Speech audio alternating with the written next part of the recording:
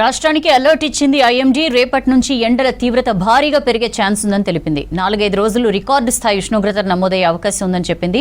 ఈ నెల 15, 16న red alert పరిస్థితులు ఏర్పడొచ్చని తెలిపింది.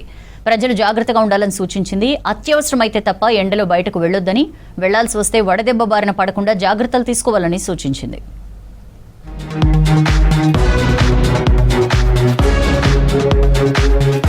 రాష్ట్రంలో పగలు వాతావరణం నిప్పుల కొలిమిని తలపిస్తుంది. వేడి తీవ్రతకు జనం ఉక్కిరిబిక్కిరవుతున్నారు. గరిష్ట ఉష్ణోగ్రతలు 44 డిగ్రీలకు చేరాయి. ఇవాళ అత్యధికంగా నిజామాబాద్ జిల్లా గోపనపల్లిలో 44.5, జగిత్యాల జిల్లా బీర్పూర్లో 44.2 డిగ్రీలు నమోదైంది.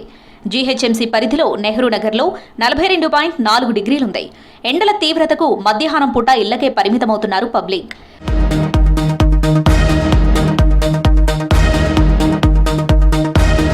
రేపటి నుంచి ఎండల తీవ్రత భారీగా పెరిగే ఛాన్స్ ఉందని ప్రకటించింది వాతావరణ శాఖ.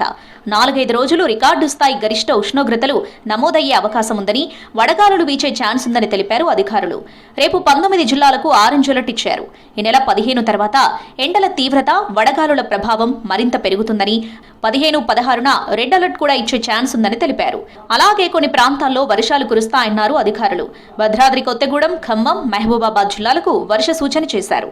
ఈ ప్రాంతాల్లో ఉరుములు, మెరుపులు, ఈదురుగాలులతో కూడిన వర్షాలు కురిసే ఛాన్స్ ఉందని ప్రకటించారు.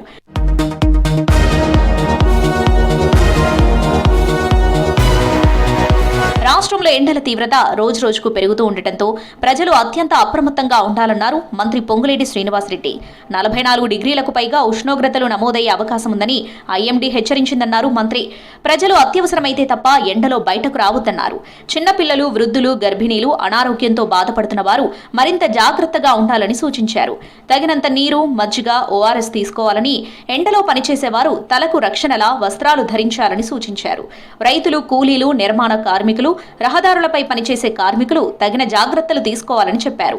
ఎండలతో పాటు మరోవైపు అకాల వర్షాలు కూడా కురిసే అవకాశం ఉందని, వాతావరణానికి అనుగుణంగా ఎలాంటి నష్టం కలగకుండా ముందస్తు చర్యలు చేపట్టాలని అధికారులను ఆదేశించారు.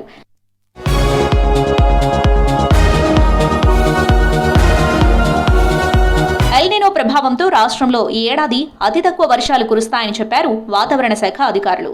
గత కొన్నేళ్లతో పోల్చితే తక్కువ వర్షాలు పడతాయని చెప్పారు. నీటి సంరక్షణే కీలకమన్నారు అధికారులు. వర్షాలు పడినప్పుడల్లా ప్రతి నీటి బొట్టును ఒడిసి పట్టుకోవాలన్నారు. ఇలా అయితేనే నీటి ఎద్దడిని ఎదుర్కోగలమని చెప్పారు.